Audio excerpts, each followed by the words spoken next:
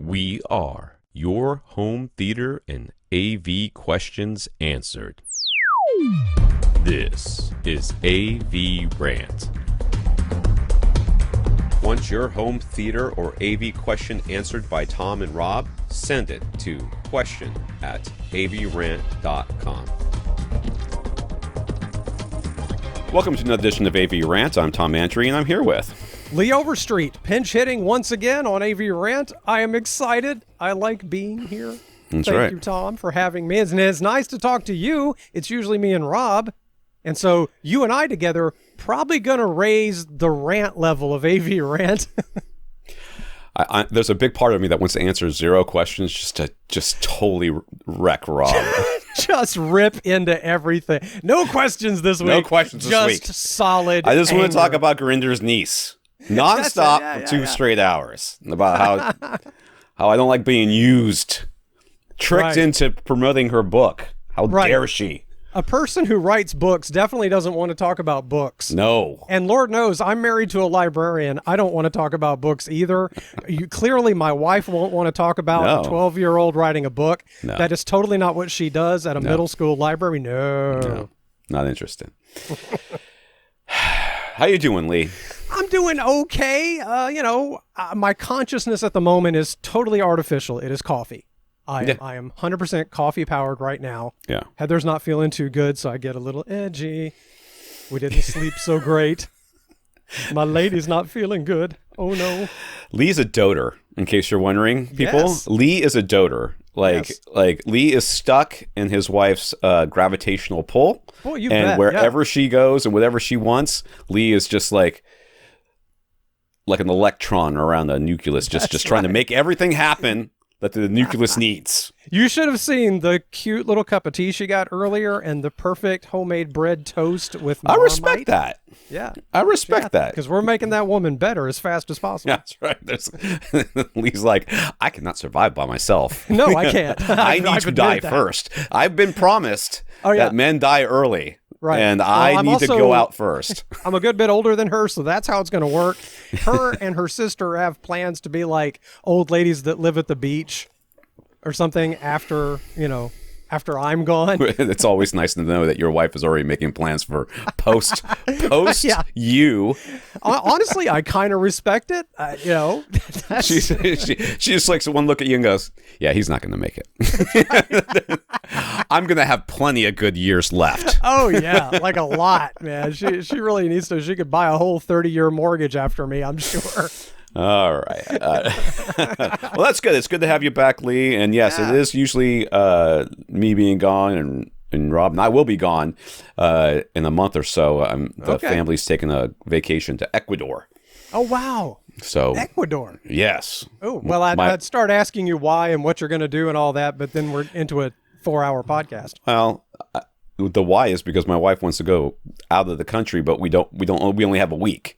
So we can't go to Turkey, which is where she was born, because we'll spend an entire week just visiting family and won't get anything done. And that's fine. Plus the jet lag and everything else. And Ecuador is basically just, it's straight south almost. Yeah. Same time zone almost. I mean, it's mountain or whatever, but whatever it is.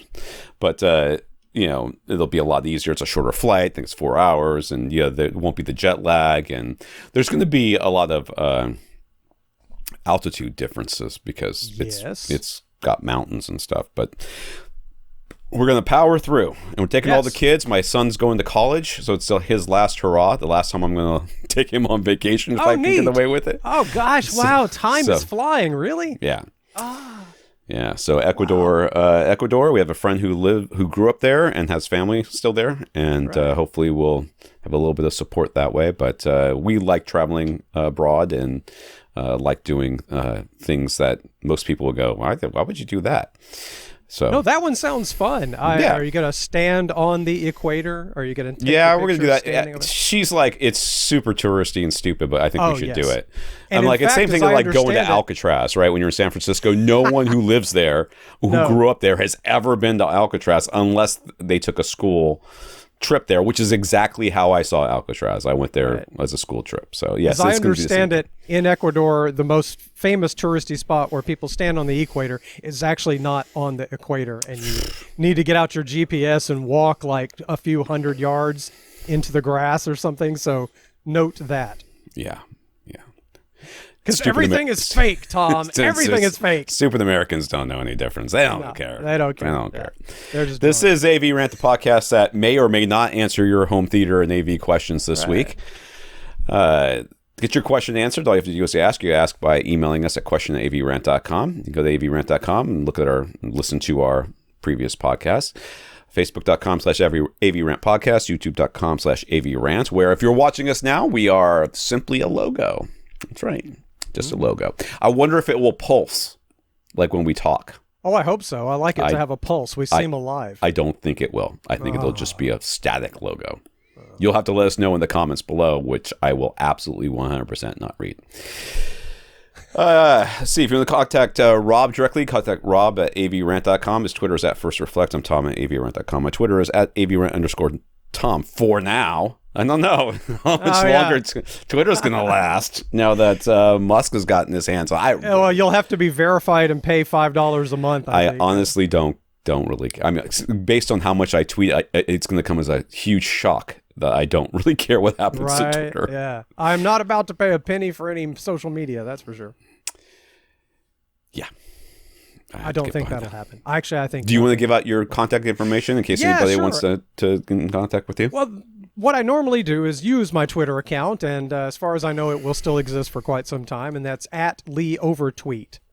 Because my name is Overstreet, so at Lee Overtweet is my Twitter. There you go. I want to thank our listeners of the week. To become a listener of the week, to support the podcast in some way. One of the ways you do that is going to patreon.com/AVRant podcast and signing up to become one of our monthly subscribers. Every month, a little bit of money comes from you, a minimum of $1, and most of it will go to us. So right now, we have 145 patrons over at patreon.com, and we thank every single one of you. Yes. We also, if you can't support us financially in that way, we understand. But if you did do something to support us or interact with us sometimes, we will mention you and you'll become a listener of the week. So Chris did as requested and let us know that nefarious hackers, somehow hacked our notes or wherever it is that it ended up being and found a Movies Anywhere code that was illegal and not put there by us. Wow, that is weird. That came from one of our listeners, Peter, last week. And Peter, as everybody should be well aware, he was hacked as well, which is how the code got from him to the hackers, and then they hacked it onto our page. So Peter is I hope we've notified the authorities about this. That is something we are definitely looking into. Definitely. Yeah. Aras mentioned us when he ran into Gary Yakubian at the Expona Audio Expo. Aras recognized Gary from having seen him on our podcast, and then Gary said, "Those guys are great." Yeah. I mean, great seems a little excessive. I'm gonna be let it go. Let it go. Great is great. You can't say "let it go" to me right now. So this last weekend, my son's middle school had a production of Frozen Junior, it was a stage production of Frozen the movie, but kind of cut down a little bit, right? Of course, with middle schoolers. So you can imagine the quality of imagine the quality of a middle school production of Frozen, and then imagine that they got like 3 or 4 or 5 just exceptional singers. Oh, really? the Elsa girl who played Elsa annihilated it. Just absolutely crushed it. I was like, where am I? So I've had Let It Go stuck in my head. Wow, that's actually very impressive. It was nuts. It was insane. As someone who did middle school drama club and was in a few plays, you're lucky if anyone in the audience can follow the plot. Yes. At that age. So they had microphones. They didn't have enough. They had like microphones that were taped to their faces and the whole thing. I mean, it's middle school, so it was like Scotch tape. You could see the tape. It's very cute. But fun, they had really good singers, and they had 2. They must have been 6th graders because they were very small girls who played young Anna and Elsa, and they were harmonizing. I'm like, what is happening? Who are you people? Like, there must be a choir teacher there that's amazing. They do have a choir teacher, but that doesn't make any difference. My son was on choir in his school, and he cannot carry a tune. He is terrible. Yeah, elementary school, I was in the choir too, and I don't got it. So, yeah. All right. We also got some notes of gratitude for keeping the podcast going from Dan. Eric, who says he got a kick out of our BMW, announcing their 2023 7 Series will include a 31-inch 8K theater touchscreen for the back seat. It's a 32:9 aspect ratio, so it's actually more like two 4K screens side by side. It uses an Amazon Fire TV with the car's 5G connection for streaming. And even though it's a touchscreen, there are also touch panels in the side doors that can control the screen in case you didn't want to reach so far forward. Boy, that's how the other half lives. That's real dumb. Look, as someone with a big screen in a car. Yeah, Mister. I'm not talking about your stupid car again. We already did that. I haven't even mentioned what kind of car it is. No, I'm not. You better not. I'm going to bleep you. BMW is missing the point here. That's all I'm going to say. The article in question that was linked to mentions the kind of car I have. Whatever. And no one cares about your stupid car. No one cares about your car. No, they really don't. We got thanks from Matt Augie, who wanted to sing the praises of Just Watch in addition to Plex's new universal search and watch list. He wrote that before hearing Nathan's comment about Just Watch last week, so he was also telling us about Just Watch. Gurinder, thanks for almost talking about his 12-year-old niece's book, The Orb Oracle. The Orb Oracle. Orb Oracle. You tell your niece that's hard to say, and I don't like it. But that's the point. It makes you remember it. Not that we're going to talk about it and remember it. Orb Oracle. Now, if you're a fan of Games Done Quick, the gaming, like twice a year, they have some sort of big gaming fundraiser for children's cancer or something. I don't know what it is, but they love saying orb. So that's your target audience there, Grin. Stop talking about this. Anyway, she was super excited. It's too bad we couldn't actually mention it, but we have to keep her integrity. So she, if that is really a person, understands. Yeah, they faked a picture of her on the Amazon profile. Patrick also thanks us for keeping the podcast going. It was a long wait for my new book, Touch of Pain, which you can get on Amazon. There's a link in the show notes. Another book we're mentioning? Yes, mine. That's the one we actually should be mentioning and talking more about instead of the Orb Oracle, which is hard to say. Mine's much easier. Touch of Pain. Anybody can say that. Even a 12-year-old niece. So much more positive as a title. Touch of Pain. It's probably. How many orbs are even in this? And do they oracle about things? I don't know. I haven't read the book, but I can tell you one thing. There's touching and there's pain in my books, and that's guaranteed regardless of what book you read. Right. It's universal. Right. Someone's getting touched and they're going to be in pain. Yeah. It's the most honest book ever. So Patrick says it was a long wait for my new book, Touch of Pain, but it was worth it. So thank you very much. He was also very happy to hear through the grapevine, not through this podcast, about the Orb Oracle. His wife is an elementary school teacher, and she's always looking for books to add to her classroom library. Having a self-published novel by someone who's close to her student's age is great encouragement, thanks to Gurinder's niece. If she's a real person. We can't trust We can't verify. This fake news.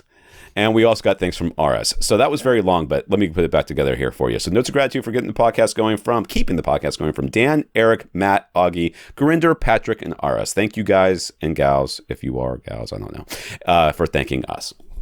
And now it's time for some news. Let's talk about other podcasts, because we're cool and nice that way. No, we're not. Don't do that. Well, many of our listeners, including Karl, Infinite Gary, and James, they were very happy that Scott Wilkinson from the Discontinued Home Theater Geeks podcast is finally back with a new show of his own, rather than just a segment during Leo Laporte's The Tech Guy podcast.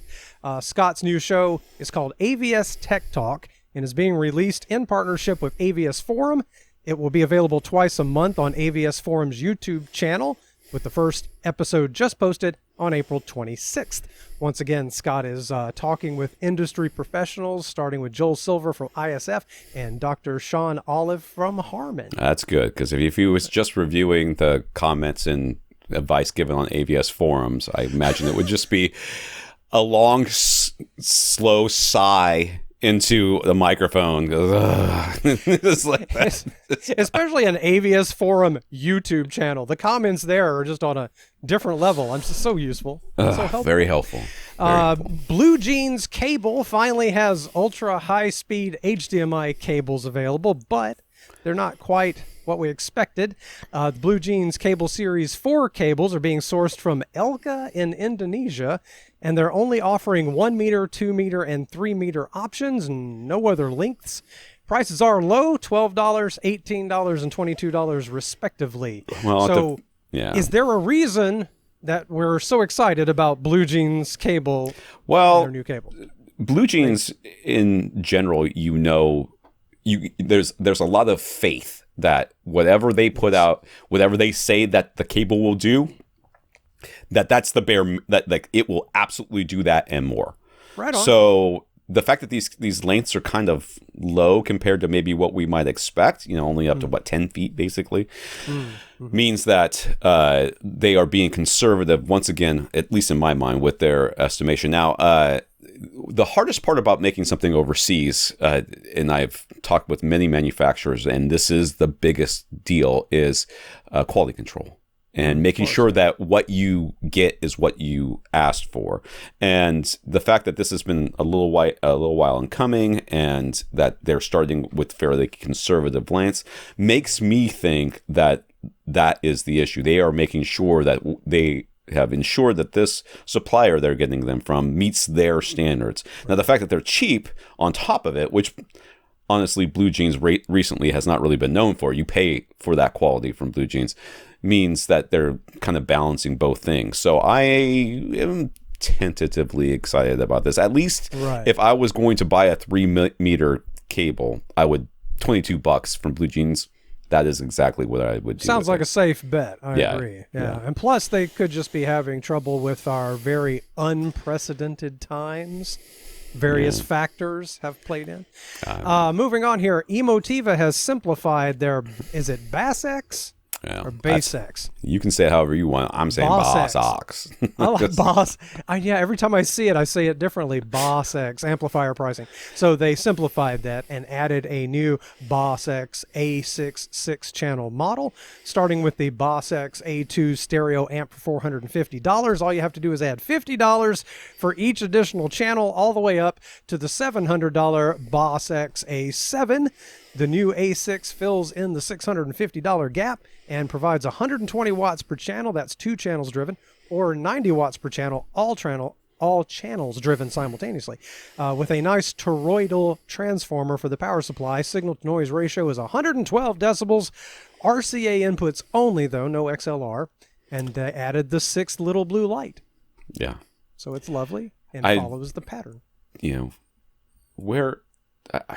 I guess if you're going for 6 overhead speakers and you already have a 7-channel amp for your, that's the only situation where I can think of that you need 6 channels. 6 is odd. I was going to ask what the use case was. So if you've got a 5-channel amp and you want to add 2 overheads and the 2 surround backs, then maybe that's where this comes from. I'm not saying that it's not going to sell. I'm just saying that it's an odd number, but it may just be it's the same. And I didn't even look at the link, and be honest with you, but it may just be the same chassis. They just put different, a different number of blades or whatever it is. It's not that hard. I think that's what they've done. Yeah. It's another LED light, and they moved everything over a 1/4 inch and put a 6th one in there. Yeah, so that's fine. I mean, now I don't have a problem with RCA outputs or inputs on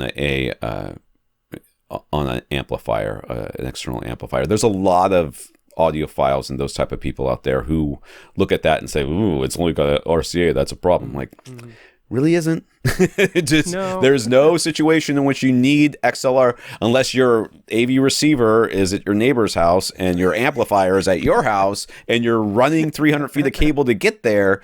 In an environment that's full of EMF and just all sorts of interference, like a stage that has amplifiers and monitors everywhere, and there's cables lying on top of cables and stuff like that.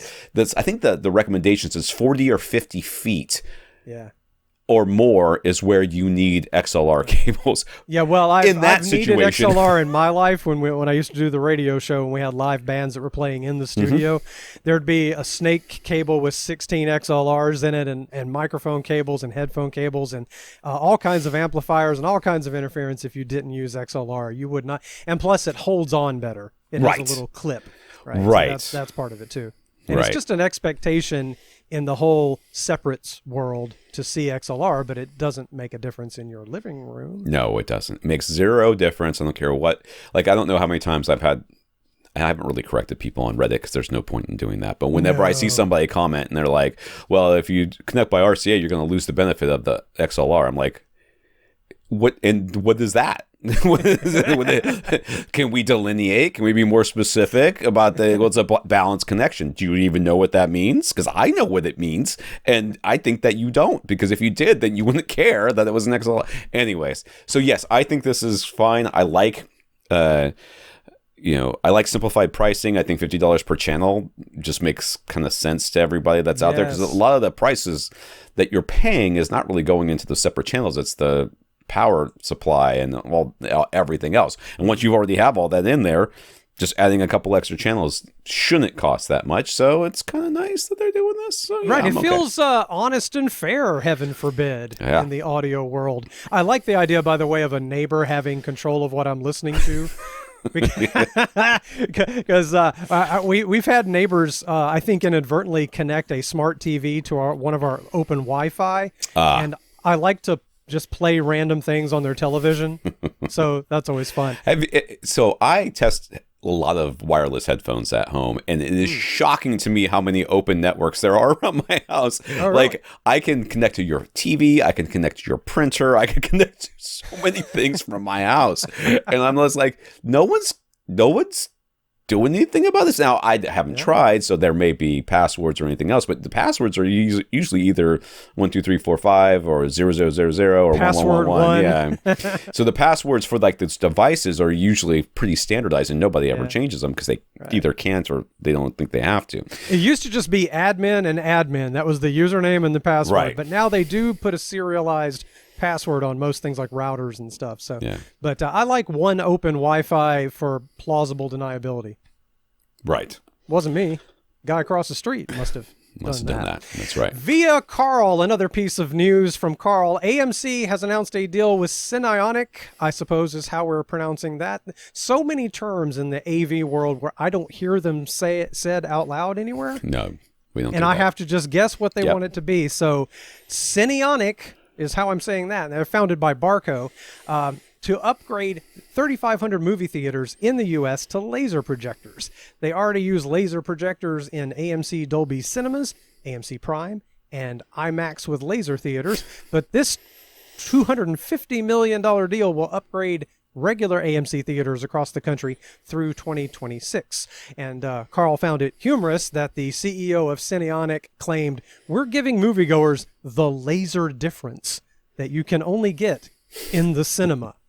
What is that difference? And I'm pretty sure you can buy a laser projector for your house. Yeah, I'm pretty sure. It's also an indication that micro LED displays won't be commonplace in cinemas until sometime after 2026. And I'm still not as optimistic on big micro LED displays as I think Rob is or you are. Yeah. I still think that's quite a ways away.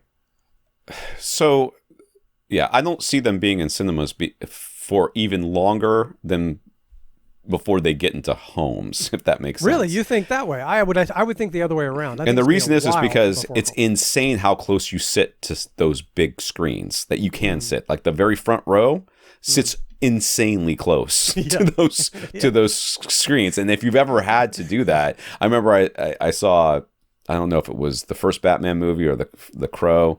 I'd seen it multiple times, but I went there with some friends and we got there late and there was only 2 seats open and one of them was at the front and I had to sit up there and it was unwatchable. It was unwatchable, but you're so close. Getting a screen that big of micro LEDs, like the micro LEDs that you see in professional settings, they are very far away from you. Like they're up on in the middle of a hockey ring or something like that. You know what I mean? They're nowhere near you. So those pixels don't have to be that small. they may come sooner than that. I actually think that generating them pretty small and then selling them for the home use. I can't imagine that they're going to be able to do that at the size that they'll need for a cinema really quickly, right? Because the resolution would still be very high. I still think that the simple mechanics of putting together these pieces, it's not Lego simple. I don't think that's. I've seen modular LED screens at in the last 2 years, like at the beginning of COVID, the church that my family goes to, they had an outdoor service, and part of it was indoors for the people who I guess don't care, but we were outside and they had this big old LED screen out there, and it was all, and you couldn't see the seams. From far enough away that you couldn't see the pixels, you can't see the seams. From close enough that you can see the pixels, you can see where the different panels are, but it's not necessarily like you can see the breaks between the panels. You just kind of know where they are based on the size of the thing. And plus, there was one that was, I don't know, there was something wrong with the color, so one panel had the wrong color, and it's like, you know how people make mistakes putting speaker cables in the back of a receiver? I don't think that at first you're going to be doing this yourself. I was about to say, if it comes to the point where people are doing it themselves, snapping people can't hang together, a picture straight, dude. No, they can't. And so I don't know. I just think the screens have gotten pretty big now, and there's a limitation to living rooms. I think at first they're going to come in a frame, and then we're going to see what they go from there. All right, what's next? All right, what is next is that we might as well get our takes on this. During Netflix's quarterly earnings call, they revealed that for the first time in 10 years, they had a net loss of subscribers. Around 700,000 subscribers lost access when Netflix blocked service in Russia. I can't imagine why Netflix did that. Gee, makes it sound like Netflix had this crazy decision. Yeah. So they still added 500,000 subscribers elsewhere, but that was far below projections, and the stock market flipped out with Netflix's stock dropping 35%. There's other issues in the stock market right now, people getting away from tech things and growth stocks and riskier stuff. Netflix specifically mentioned increased streaming competition, password sharing, and global market changes due to the pandemic and war, but they did not mention their own price increases. That said, they did announce their intentions to offer new lower price tiers that include ads to offset the cost. First of all, it kind of just offends me that they want to bring up the password sharing. Yeah. Because it's their policy that you get X number of streams at a time. If you don't want X number of streams at a time, charge me per stream.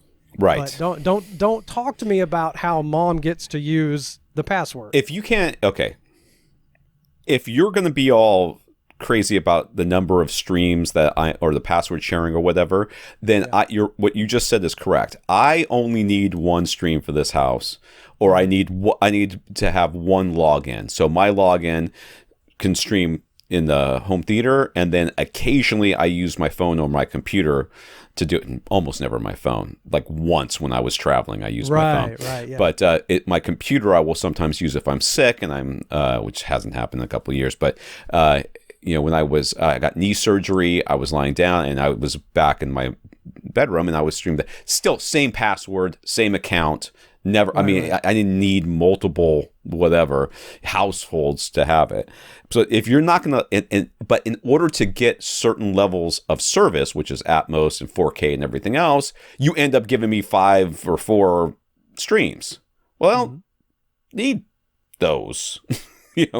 I just need the one. So if you're going to give it to me for free because I want the other stuff that you bundled along with it, then you don't get to be mad. So either reduce the price on the top tier so that I can say I want Atmos. I don't care about 4K. Give me Atmos. Give me one stream, and then give me a price that's lower than somebody who's getting Atmos 4K and 5 streams.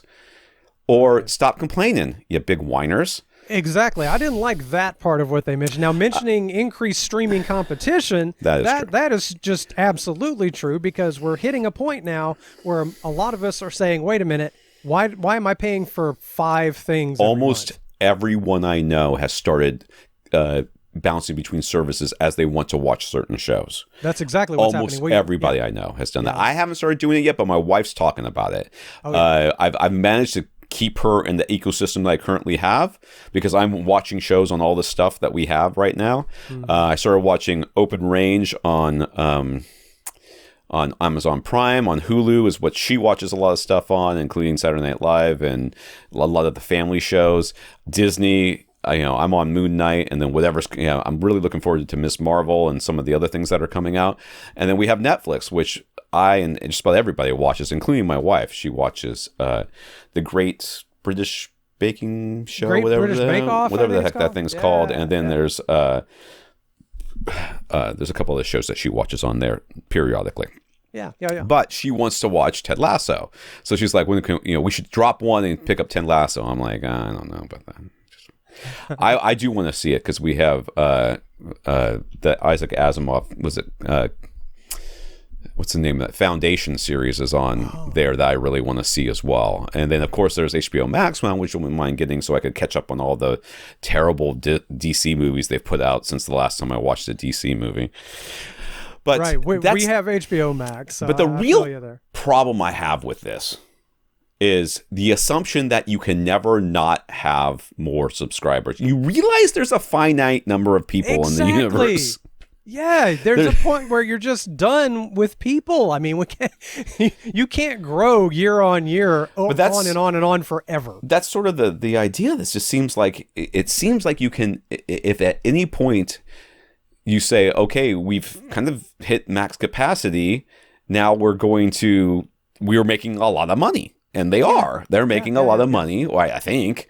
And some of it they're pumping back into making original shows, and some of them, they're not. But, they can just say, okay, well, now we're making this amount of money. This is how much money we're making. This is a good amount of money. Everybody's getting paid, well, hopefully.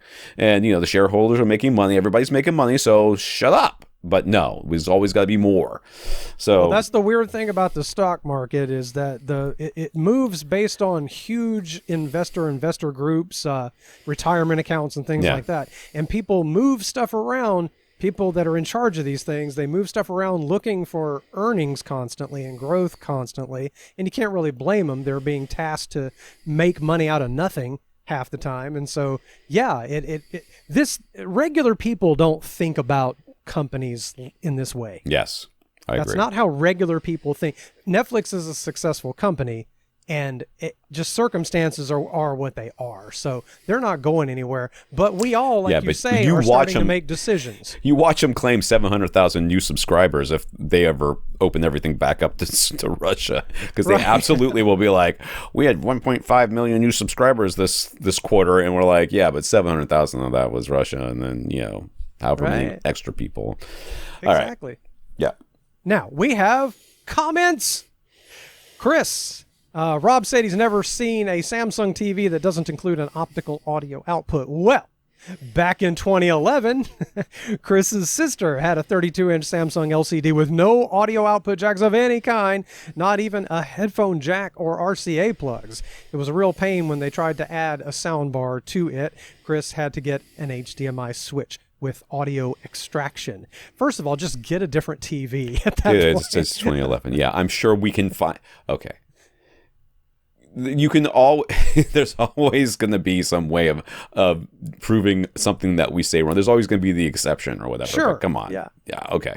Thank you. Because how much was that switch with audio extraction? It had to cost more than the TV was worth. Well, not back then. Or now. Maybe not back then. Yes, right. Not back then. Not back then. Back then it was probably worth it. That is unusual. It's just a monitor. That's all it is. It is a monitor. Yes, that's what he got there. Nathan W. says, for the other Nathan, who was asking for on-wall and in-ceiling speaker options last week for his whole house audio setup, it seems like he has a plan in mind, but just in case he's still researching options and somehow either didn't know about Sonos or didn't want to use Sonos, Nathan W. thinks that's a good way to go.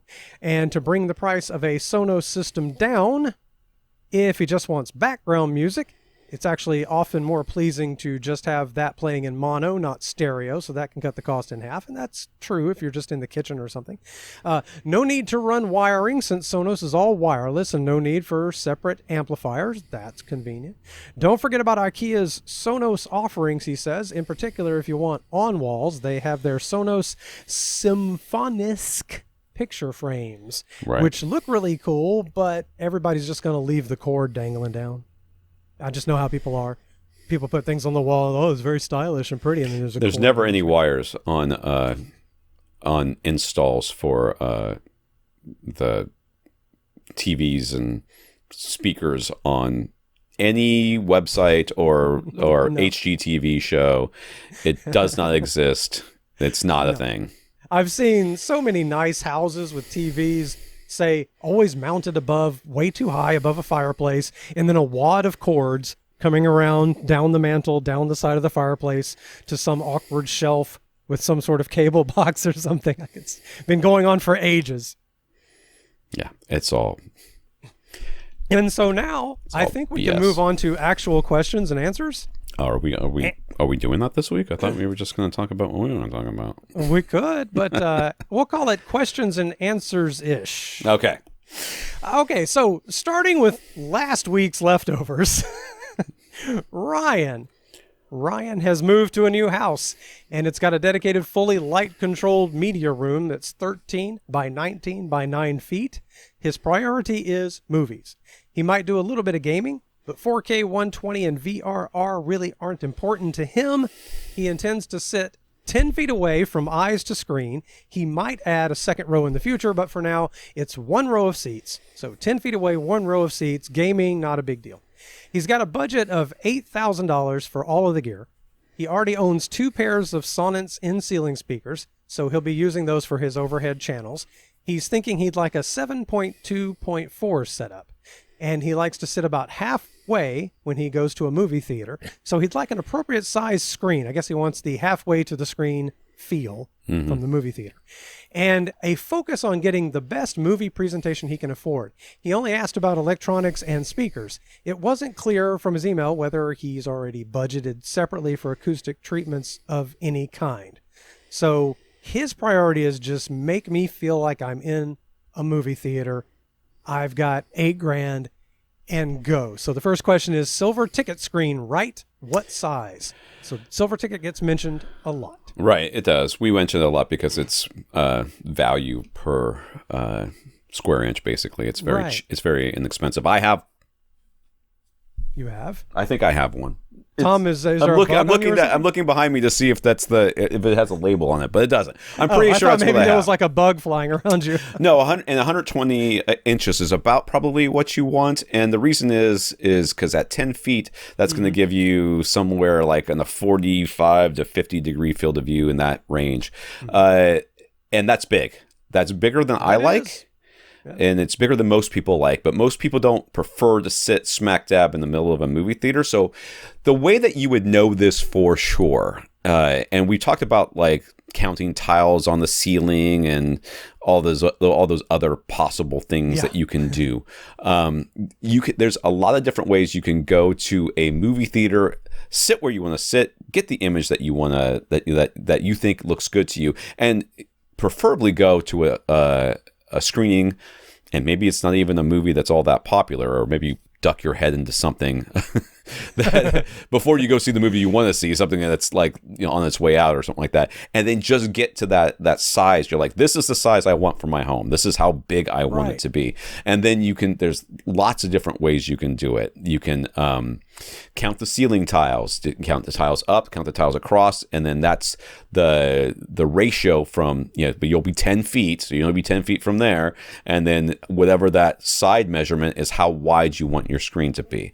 What you could do, take a little just elementary school protractor, a little plastic protractor to measure angles, and close one eye, hold it up to one eye. You get awful close and find the angle you like. Once you find the angle you like, you can calculate everything else. Right. And that's another way to do it. You could also buy or get very, the glasses that you don't care about. Like, you just literally like just something you can put on your face that will be between your eyes and the screen that you don't mind ruining, and then get a marker or tape and just basically close one eye, get your screen lined up, and then tape off the screen onto the image so that it completely covers but doesn't overlap. And then you go home and buy a screen, or tape off a screen on your wall that looks that big and measure it. There's all sorts of other ways you can do it too, and like what Lee said, you can do sort of the protractor thing. You take your shoulder, you put the protractor on your shoulder, you put it straight forward so that it's it's straight at 90 degrees, and then you go off to one side, or you can face it so that the protractor is facing straight forward, and then you go up and then just point at the edge of the screen, and that will give you that measurement, that measurement. But we think, Rob and I, as we discussed this, 120 inches is probably about what you need. That is a good size. It will be it's a popular size. It's inexpensive to buy the screen, the silver ticket, because you're not being like, I want 117 and a half inches, because that's exactly what I experienced at the movie theater. Like, round, my man. Round to something that they make a lot of, because that economy of scale will work in your favor. And instead of paying, $500-600 or maybe even thousands of dollars for a custom screen, 120-inch silver ticket screen that's flat in your wall will cost you about $280. So $280 is very reasonable. So let's say that's what he's getting for a screen, because that sounds very logical. Which projector, he asks. This is his toughest decision. Black levels and contrast are the top priority. So just the very best dark to light possible. And he wants a film-like experience as possible. As film-like as possible. I don't know. That's the part that I don't... That part of the statement is the part that confuses me the most, because honestly, I go to the movies and I'm like, it's kind of better at home. And that's the way I kind of feel about it. The only thing the movies have on most people's home theaters is light control. Light control and pure size. Well, and the raw size of the place, so that you don't have to worry as much about bass acoustics as you do at home. But and then they have the ability to put carpet up on the walls and a bunch of other stuff. So they have you almost always have drop ceilings, which helps out with acoustics as well. But this film-like experience, I don't know if he's going for 24 frames per second, or if he wants that kind of grainy look that they sometimes get, or if he just wants the physical size of the screen to kind of envelop him. Yeah, I think when people say that, in my experience, they mean they just want it to be as much like what it's like to go to the theater as possible. I don't think come to my house, have my wife be exasperated at the movie that she's watching because she doesn't get it. Have my kids sit there and Snapchat his friends at the same time, and have the dogs playing in the middle of the thing. It'll be just like going to the real movie theater, man. Save you some money. I've heard you say recently that you're going to start watching your movies alone. I am. Has that happened yet? Yes. I have not. I've watched the first episode of Moon Knight with my wife and kids and said, that's it. You guys are out. I've watched every other episode by myself. Now, I've rewatched some of them with my kids. My wife, I told her, don't worry about this one. You don't like it. But I think she might like Miss Marvel. We'll see. That's one of the reasons I'm excited about it. Ms. Marvel, I think is how you're supposed to say that. Anyways, but I've watched all the Moon Knights by myself. I'm done doing it. Yeah. People never experience or intake or enjoy media the same way you do, the same way I do. I get frustrated too. If I spend time doing a restoration on an old home video and I get the audio just right, and the picture just right, and then you sit in front of the TV with family members, go, here's a, and they're talking years ago. Yeah. And they just talk. Oh, they just my point God. at the screen and they're just like, oh, look, I remember that jacket I wore. And then they just start talking about that vacay, and they're not, are you going to watch the thing that is on the screen? So we but we found the artist that we like, and we had a wall that we wanted something on, and he created art for that wall, and then we ended up buying another piece of his art, which because he created it, and he's like, well, you can have this one or this other one, they're the same size and I know they're the same price. This one I kind of created for you guys, but there's this other one that you said you liked, and we're like, we'll take the other one. So that one's been up on our wall, and I periodically text this guy and just tell him I'm sitting there staring at his artwork because of how that makes the artist feel. And it's true. I'm not lying. I'm always doing that. Let's get back to the question. So he wants black levels, contrast, or his top priority. He wants that theater-like experience. So, annoying people next to him, checking their phones. Sticky floors. So you haven't been super specific with your budget, and your budget is like $8,000. And $8,000 for everything, yeah. Projectors are, expensive. They can be, depending on which one you get. So, obviously, if you are looking for, some of the best, you could go the JVC route and get the MP5. Now, it's not the laser one, but it is still really, really good, and probably the best that you can get right now. But that's $7,000. That's your whole budget. Now, you still have, if this is just for the screen and the projector, then $280 plus $7,000 is less than $8,000. That's even with taxes and not amount. But, I think he's trying to buy speakers and a receiver as well. So we've got to do audio. Right. So the kind of go-to here, I think, for you, if it were me, I would be looking at the Epson LS 11,000. Yeah. That's $4,000. That's going to have excellent performance. It's a laser. It's got all that sort of stuff going for it. It's it's got more stuff than you actually need so it can do the gaming and all of those things.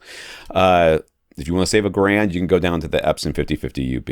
That would be the other one I would go for. There's a Sony out there, the VW325 ES, which is $5,500, but I don't think it's worth it. And I don't think you're going to have the budget for it. So I would choose one of those two Epsons and go with it. Now, I did have an article on the AV Gadgets about what you get, what the differences are between the LS 11,000 and LS 12,000s, and we talked about it a little bit last week. In your case, I don't think it's going to be worth it. I don't see that it's going to make that much of a difference. But I mean, if it turns out that you've got $5,000 to spend, it is technically a little bit better. Sure. But jumping from a non-laser to a laser projector, is that enough of a difference for him specifically on black levels and contrast? Because he said that's top priority. Well, yeah, that's top priority. I want blackity black when it's a dark screen. It's very hard for, like I said, I've said this a couple times in the podcast, and I'll keep saying it until somebody gives me a really adequate answer. I don't like the idea that laser projectors seem to be, once the laser goes, you're done, and you got to get a new projector. I don't like that, even though it is 20,000 hours or whatever. Is it really, though? Is it really 20,000 hours? Because I feel like maybe it's not, and I feel like maybe you don't actually know how long it's going to be. So, it's speaking in absolutes the way that you asked that question, which is it worth it to bump up to a laser? The answer is it depends on the laser and the bulb that you're jumping up from. Either one of those Epsons are going to be great. So the 5050 UB or the LS 11,000 will be very good projectors. You will have to decide, is the extra $1,000 for the laser light engine and the better resolution, because I think it does 4K. I mean, it wobbles a 1080p panel 4 times versus wobbling it twice for the 5050 UB. Is that going to be enough for you? Does that make enough sense for the extra $4,000? Because that is, I mean, contrast and black levels are one thing, but both of these are very good projectors. So I think you will be happy with either one. If you put them side by side, would you prefer one over the other? I think that's absolutely true. But you're not gonna, so it doesn't matter. And not only that, we haven't really talked specifically about you. I mean, you've got a room, that it's size, but is it 100% light controlled? Are you going to be sitting in a completely dark room? Because if so, then some of that contrast stuff and the light and the dark levels that you're worried about, maybe it's important, but maybe not. You won't be able to really realize all of those differences if there's even a little bit of ambient light in the room. Yeah, if that $1,000 difference keeps you from having, for instance, like a really good subwoofer or something, that's not worth it. Yeah, I love it when Lee talks to me about subwoofers because it just feels disingenuous. Go on, Lee. I have experienced. I've come to the light now. I know what's good. For the AV receiver, he had his eye on the new Pioneer Elite LX505 with Dirac, but those are out of stock for who knows how long. He was thinking he'd get an Emotiva BasX 3-channel amp to go with it, but anything else we would suggest. I immediately would suggest a more classic just receiver all-in-one at this budget level so that you can spend more on the projector. Because that you'll see more difference there than you would with separates and worrying about Dirac. That's what I think. Okay, so what do you think? My and Andrew has very briefly sort of talked to me about Dirac and how his experience with Dirac, and he went from Denon to Dirac. I think that's right, or Marantz to Dirac. Either way, it's the same. Mm-hmm. So basically, Audyssey to Dirac, and the user experience with Dirac is much more geared towards people who kind of know what they're doing, if that makes sense, that don't mind a learning curve and aren't looking for plug and play. So Audyssey is very plug and play. You put the microphone in, it immediately puts it into once you plug that microphone in, you're in Audyssey mode. It doesn't make any difference. What you were doing before, you're now in Audyssey mode. Right. And it walks you through the whole thing. Dirac is not that. Dirac is much more you having to be active in the process of doing the measurements and everything else. I think the Pioneer Elite, this LX505, I kind of thought that was that's not a straight receiver. I thought that was a receiver. Is that not a receiver?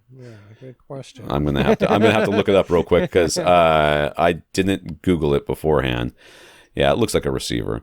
So, all right. Yeah. So, we're going to talk a little bit more because we're going to go into what speakers you have later.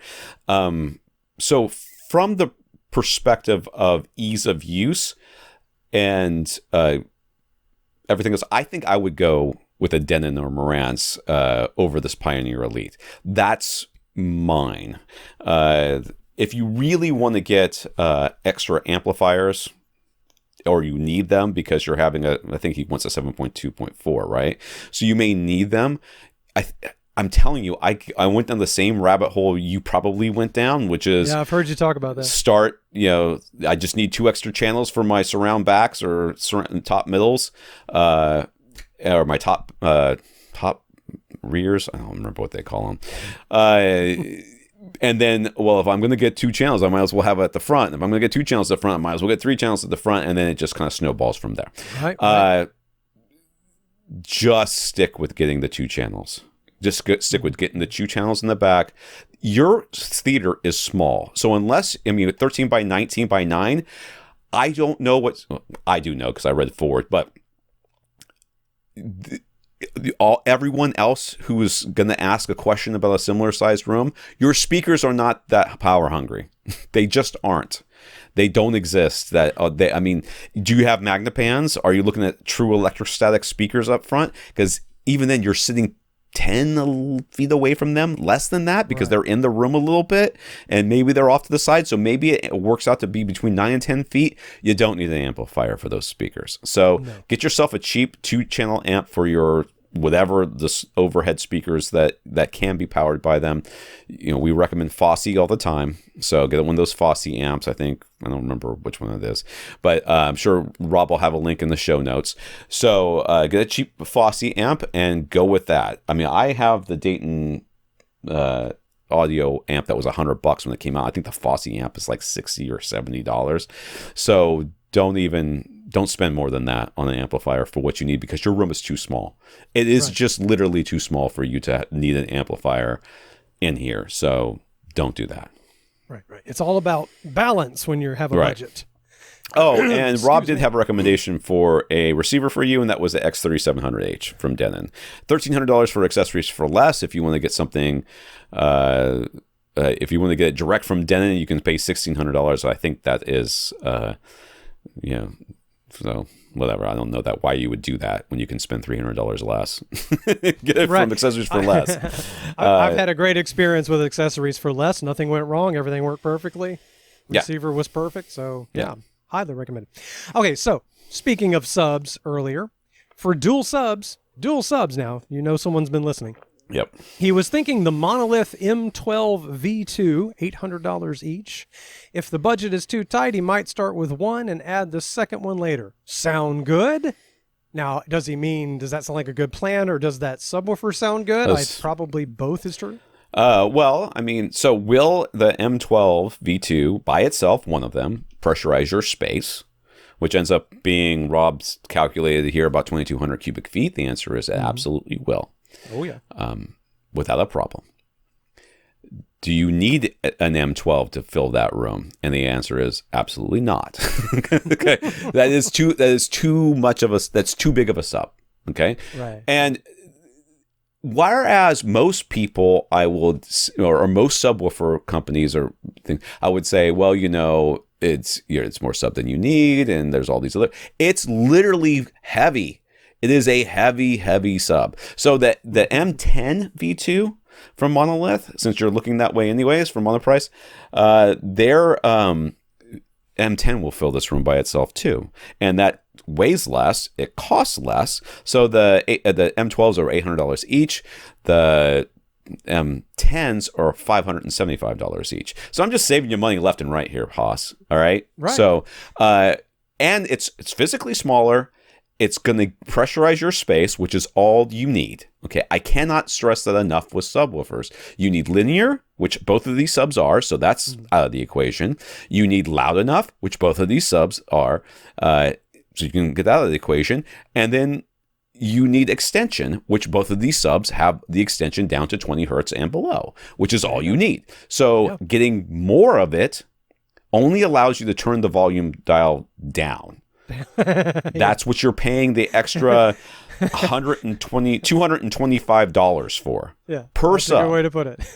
You're paying for the ability to turn now you're thinking to yourself, I may someday want to move to a different house and have a bigger room, and maybe you know what? And you'll upgrade then. When you do that, then you can upgrade. And and if you don't do that, then you won't have subs that are overpowered for your space, sucking up cash that you could have spent on a more powerful, or the projector that you actually wanted, or the room treatments that you haven't budgeted for, because $225, that goes a long way at GIC.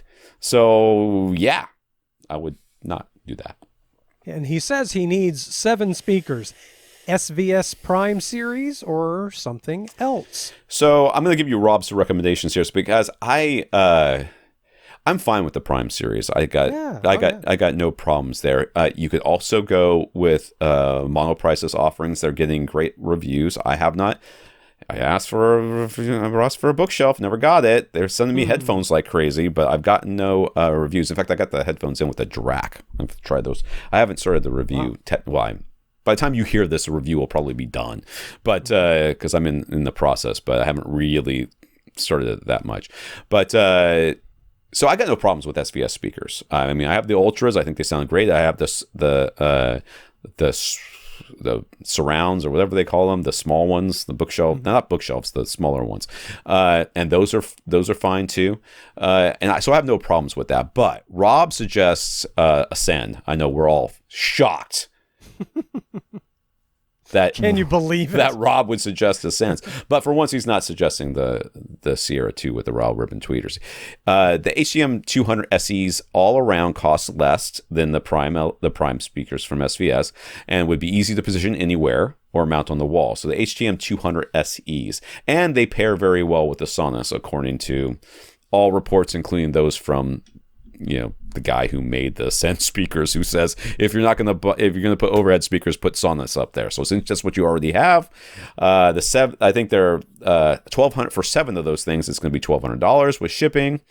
The Prime bookshelf speakers in center with 4 satellites, which is what I have, it would be $1,700, so an extra $500. So we keep saving money that we can put towards something else. But, I mean, you've got $225 that you saved per subwoofer if you buy the subwoofers we told you to buy. So that's when doing the math, you can now get the SVS ones if you want to. So, you know, it's kind of up to you. So this is, and there is no world in which any of these speakers need an amplifier, okay? Now that we've gotten to the bottom of this question, none of these speakers need to be amplified from 10 feet away from you. None of them do. The only reason they would need an amplifier is if there's literally not one in your receiver, and in that case, you get a Fosse amp, and you'll be fine. Right. So I can feel this person. I've already scrolled down and forgot who we're talking to, Ryan. I can feel Ryan doing what a lot of people do and what I've done in the past, which is you can't stop thinking, but what if? What if, right? What if? But what if, and what if I notice what if it's slightly better? You know, it's not about trying to get the best thing sometimes. It's about trying to get the most appropriate things, because if you can't see or hear a difference, not worth it. And that's what I keep, that's my thing about, you know, people online making recommendations to move center channels up 2 inches. Like it's a little bit too low, raise it up by 2 inches. I'm like, there is no world in that where that 2 inches is going to make an audible difference to you. It may be technically correct. I literally have an article that I'm going to write probably tomorrow that's called "When Best Practices Aren't the Right Advice" or something along those lines. And the idea here is that people get so wrapped up in your TV should be at eye level, and then they say that your center channel should be at ear level. I'm like, well, you can't have both. That's the same level. That is the exact same level, unless you got some real weird ears going on here, Haas. You got, you know, it's the same level. So you know, they're constantly giving people advice online about. And you'll read this. Oh, well, you know, an amplifier will give your speakers more power and have more power reserves and more dynamics and blah, blah, blah. Maybe they'll be able to, you know, stop and start the woofers more cleanly, more quickly, so better transient response. All of those things may be true technically. None of those things are audible in most cases. No. Not when you're already looking at really good quality receivers. Yeah. That X3700H from Denon is not some cheapo thing you just ran out to Best Buy to get. That's a good receiver with good amps in it. So, technically you could do better, but you're not going to hear it. Right. So, I guess if you total this whole thing up, that silver ticket 120-inch screen, if you went with the Epson 5050 UB, the non-laser one, you got the Denon receiver, the Fosse TDA 7498E for the extra amp, dual monolith M10 V2, and 7 Ascend speakers, which is what Rob suggests. That's right around $7,000, $7,300, depending on where you buy the Denon, leaving budget for additional shipping charges and tax. So that's definitely under budget. I still think you save a few more dollars and you get the upgraded projector. I would think that laser is where you need to land with your ultimate desire of perfect black levels. It's not going to be perfect. Get you a little close. Nothing's perfect, but it gets you closer. And OLED is perfect, but that's when you turn it off. But it's never going to be perfect. Right. Yeah. So that's a good mix, a very good mix. Yes. And keeps you under budget. Yeah.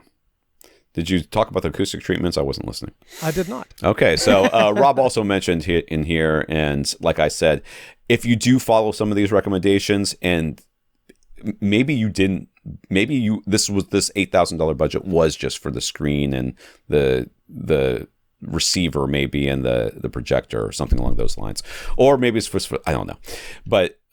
Even if that $8,000 budget was for everything, you still have $785 left. That will get you the Acoustimax home theater room package number 1 with four 4-inch thick bass traps and 6 2-inch thick panels to place around your room. So, you know, acoustically, that'll be better than not having those things. So all in all, you're going to end up with a much better theater experience, because that's what you're really going for. And there's only so good, no matter how good your projector is, if you don't have light control, at least modicum of light control, you're never going to realize how good those contrasts and black levels and colors are.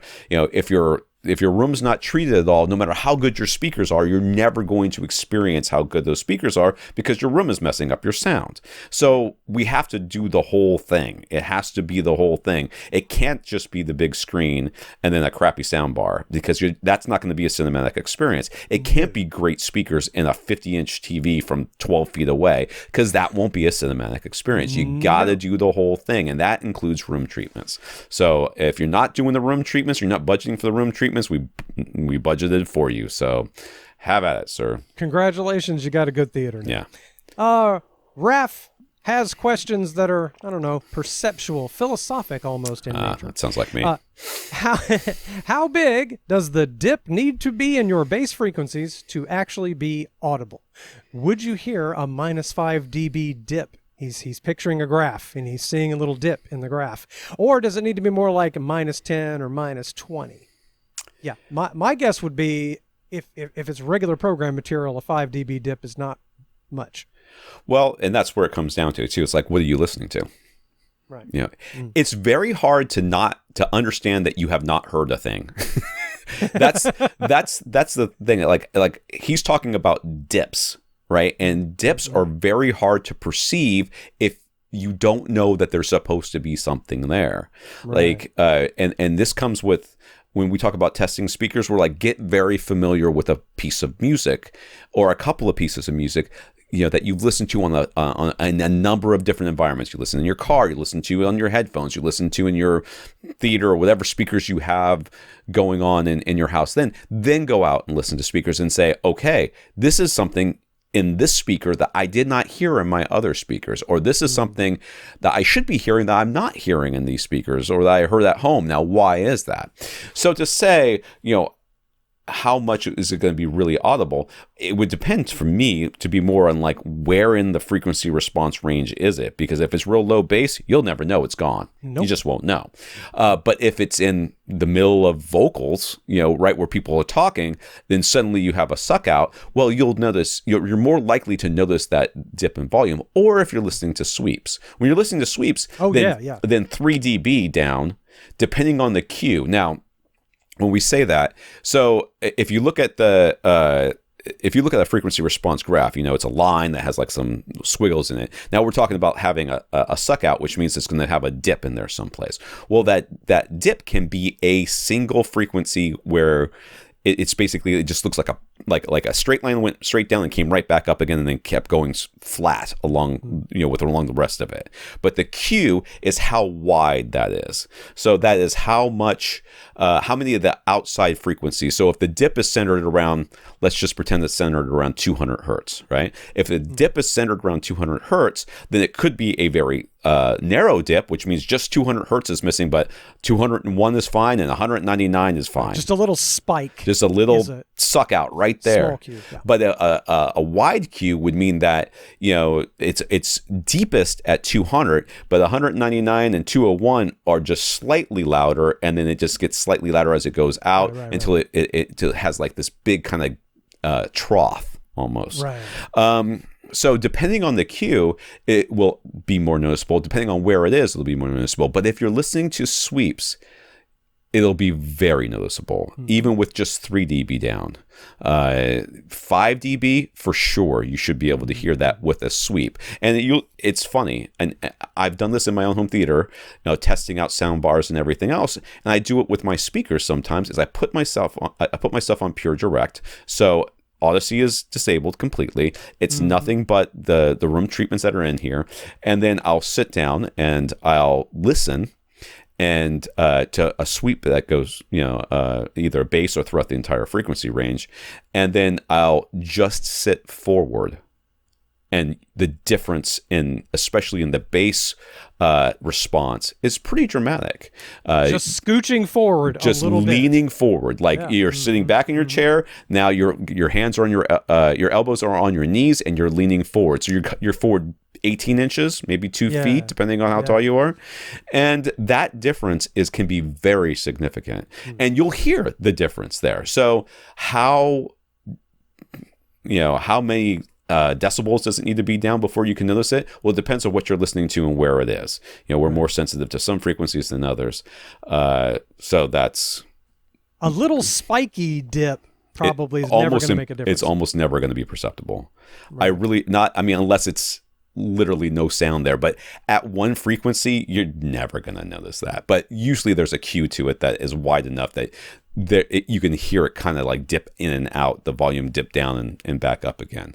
Right. He also asks if you use the Audyssey Editor app, you can see a before and after graph. In a real-world room, does Audyssey actually achieve the flat results shown in that after graph, or is that just an approximation of what it's trying to achieve? Yeah. You're never going to get a perfectly flat graph. No, yeah. So Audyssey is very optimistic about what it can do. I'll put it to you that way. Like, this is what it's trying. Like, what you're seeing, the after graph is what you're seeing. You're seeing what it's trying to do. That's what that's what it thinks it's done by making the adjustments it has. It takes no after measurements, so it can't know what it's done. That's why, especially online, you'll see a lot of people saying you can't trust Audyssey, you can't trust these things because they don't tell you what they've actually done. You don't know what they've actually done. They could have made things worse. You don't know. I'm like, you would know because it would sound worse, but yeah, you can know. And the way you do that is by getting Room EQ Wizard and a calibrated U mic 1, and you go ahead and take some measurements yourself. And yes, you would have to do that before and after, because you could look at the Audyssey graphs, the before graphs, but it's using its own microphone and it's using its own smoothing. You wouldn't want to compare apples to apples. So you would take your own you do your own sweeps with the Room EQ Wizard beforehand. You would take measurements. Then you would run the Audyssey the way it was supposed to, however you're going to run it. Then you would engage Audyssey and take Room EQ Wizard graphs again. Now, the hard part of all that is, just like I said, moving forward in your seat 18 inches makes a difference. And measurement microphones are even more sensitive than your ears are. So not having the mic in the exact same location and the exact same orientation.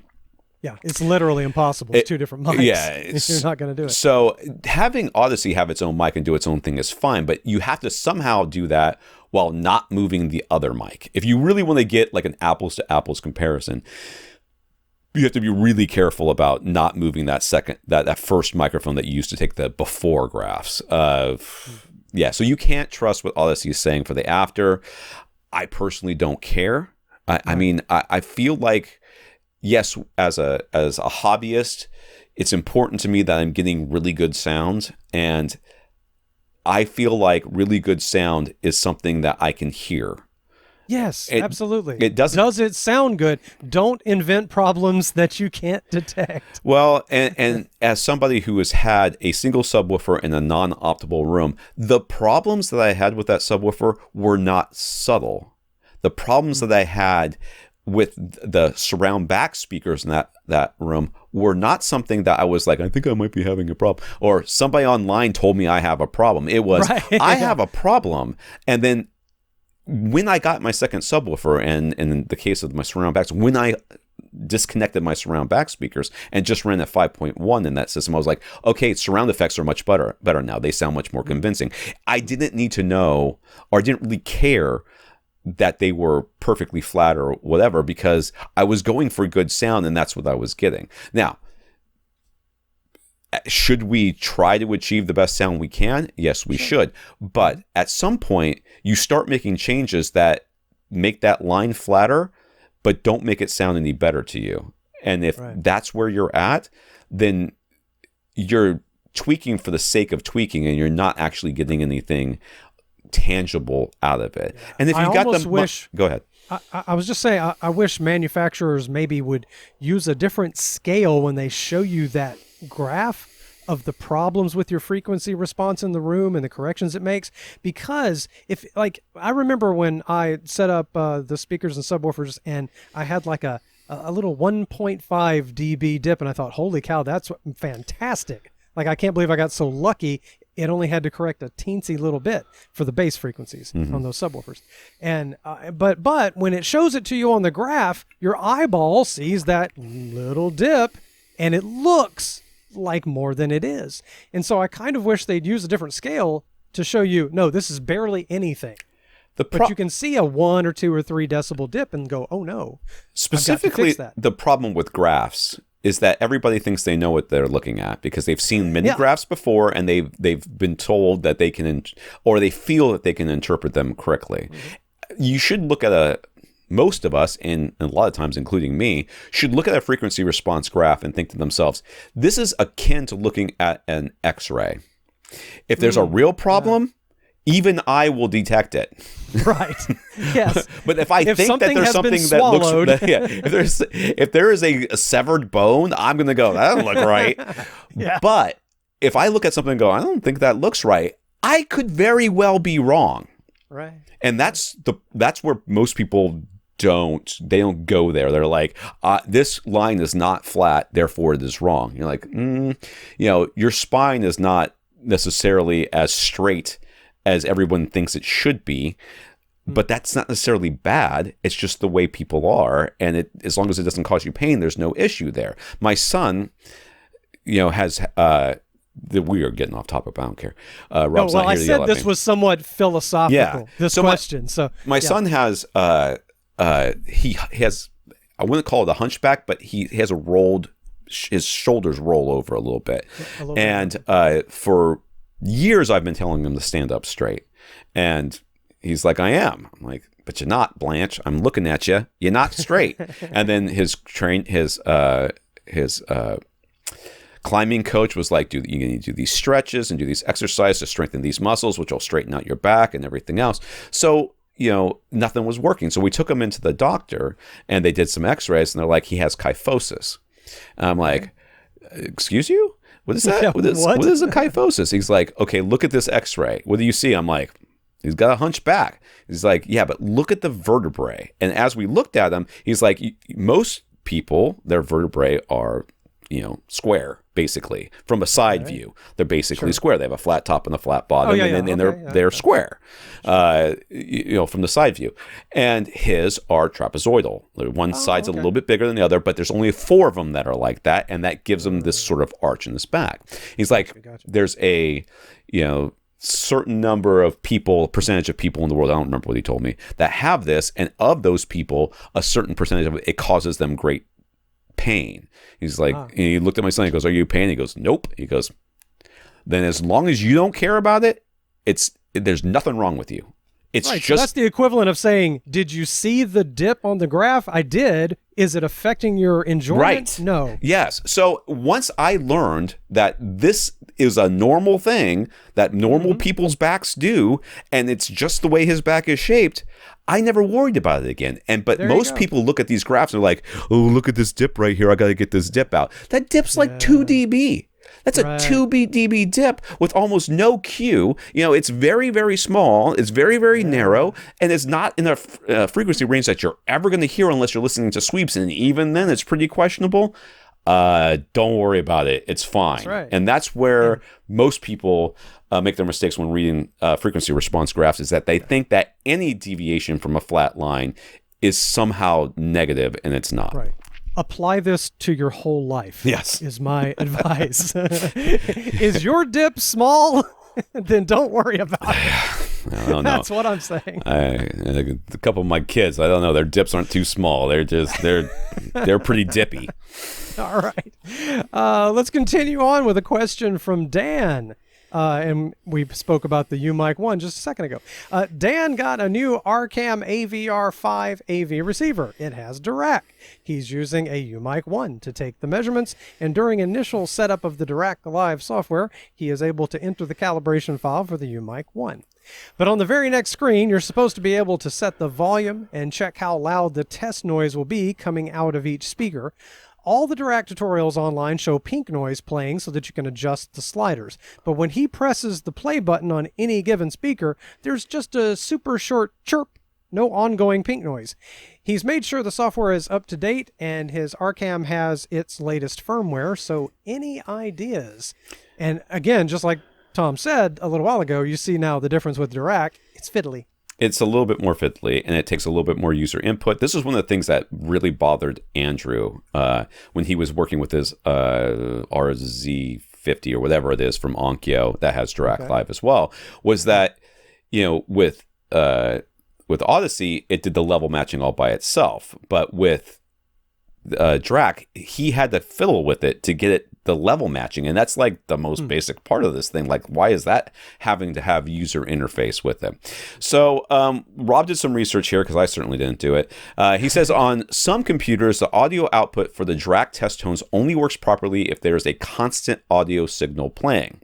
This is like the comfort noise option on an NVIDIA Shield. So in the link, I remember that. Yeah. So I don't know anything about this stuff. That's why I'm reading it. So we're going to have a link in the show notes. There's a bit of an explanation, and it also has a link to 30 minutes of gapless noise that you can have playing through the entire Dirac process. So that's fun, that you can't just do it. You have to I know, right? You have to go online and figure out how to do it. And as much as people have been so hot and heavy on Dirac being the new hotness and everything else, this is where I am always coming down on the side of the user. The user interface makes a massive difference. People are not going to do this. No. Most people will never do this. I had a friend of mine, I am his friend. I will do this stuff for him. And he never got his speaker set up properly, even though I constantly went over there and was like, I need to fix this. Oh, yeah, let's do it later. Never ran Audyssey, even though all you do is plug in the microphone. Oh, no, never, even Audyssey he wouldn't do. Never did anything. And then he always complained about how nothing worked. He goes, oh, these speakers don't work. I'm like, my dude, they definitely do. I mean, they're speakers. They don't exactly break by just sitting there being not used, unless you're storing them in like a garage someplace. So this is my issue with Dirac right now, is that they really need to clean this stuff up. They need to get it. There needs to be almost two levels of it, where you have the basic setup, calibration, does it all itself, and then this part of it that we do have now, the Dirac Live that we have now, that needs to be like, would you like to go into the advanced settings and the manual settings and stuff, right, and then you can do all this. So I'm kind of cynical about retail stuff. I'm not kind of. I'm incredibly cynical about retail stuff. And I would propose there's a possibility here that Dirac doesn't want it to be easy, because then it doesn't seem as good. Yeah. Well, there could be that. I'm not quite as cynical as you. I think that it's hard to do really good user interface. That's true too.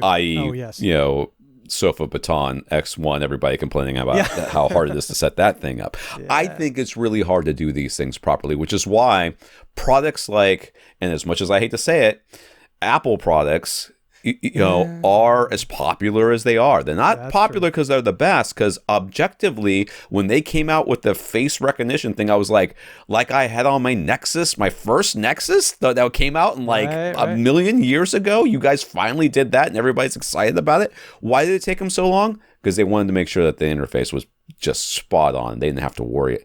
They weren't going to have people dealing with this sort of thing.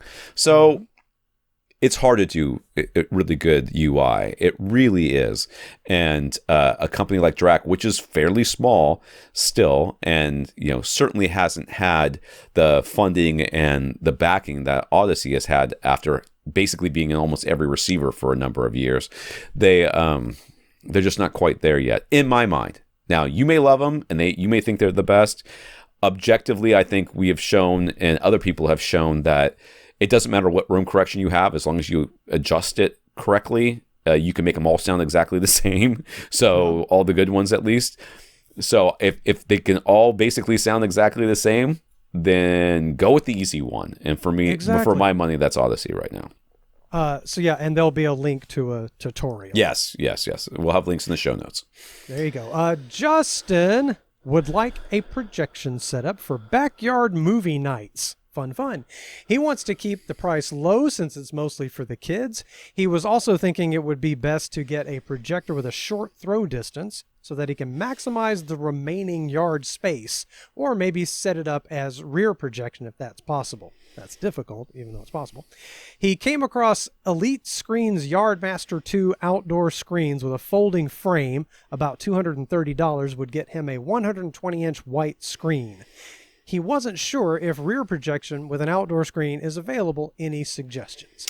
Well, look, I'm always here representing for the budget-minded. Yeah. And if this is mostly for the kids, you go get a king-size bed sheet that's white, and you tack it to what the heck ever. So you're just having fun. Yeah, you could project it right there on your garage door. I've seen that done as well. Sure. I have no problems with this $230 Elite screen yards mount, whatever the heck it's called. So I have been to a number of events that are outside that have projection screens set up, specifically Super Bowl parties where they have multiple areas where people are watching, some inside, some in the kitchen. They got screens everywhere and outside.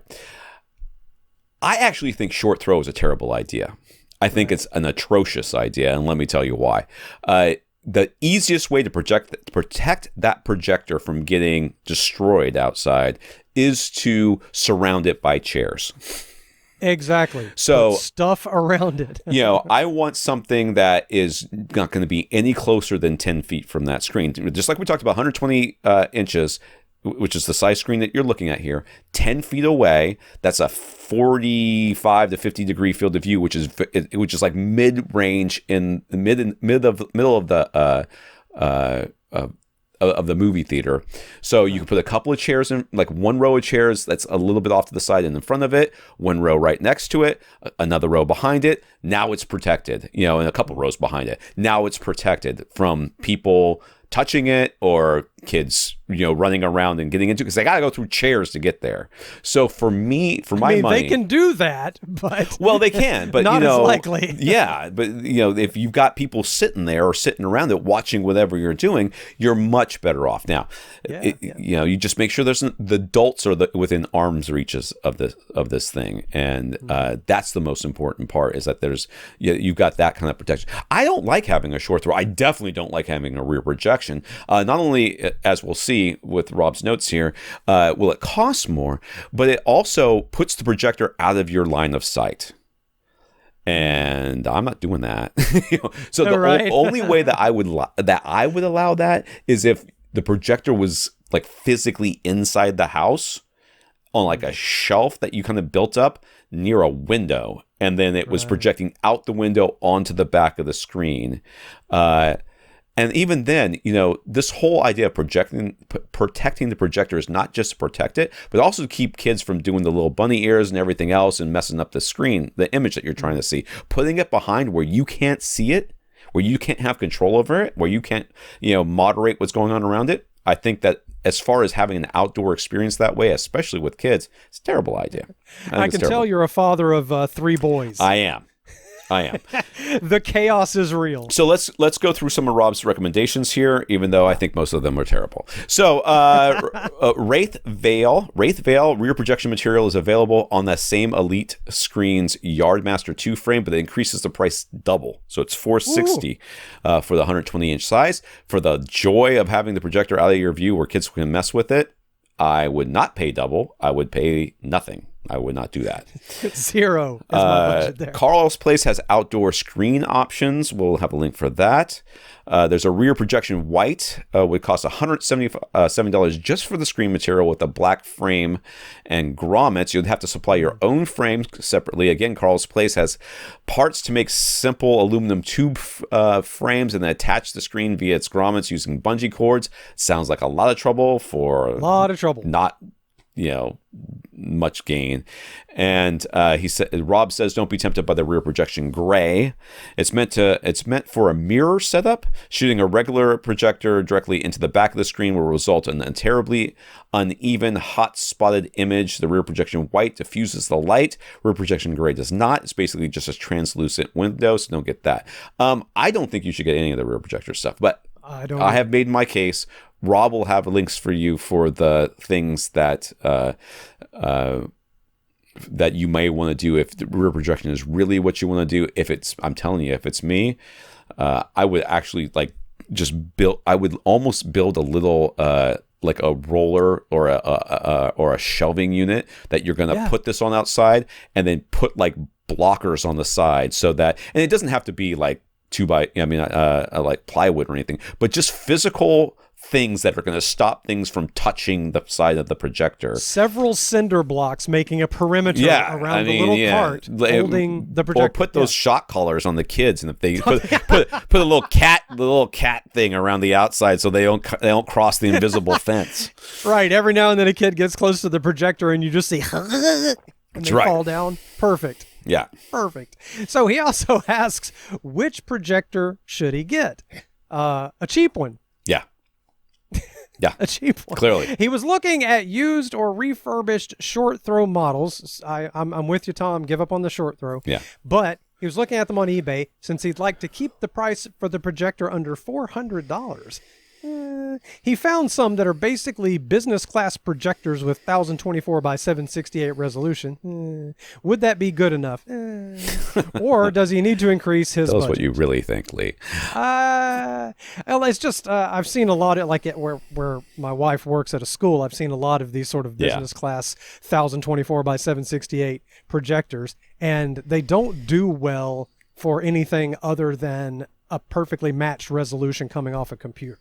Right. They just don't look very good for DVDs and for especially for high def material. So I don't recommend that. Right. So Rob's big suggestion basically has to do with the type of projector that you should be looking at. So LCDs have essentially an open architecture on the inside. The DLPs have a sealed light path, whereas the LCDs don't necessarily have. And if once you get any sort of dust or dirt onto the LCD panel, you're going to get these weird blobs on your screen that you literally cannot get rid of. Right. So it is extremely important that you not do that. So DLP is what Rob is going to suggest.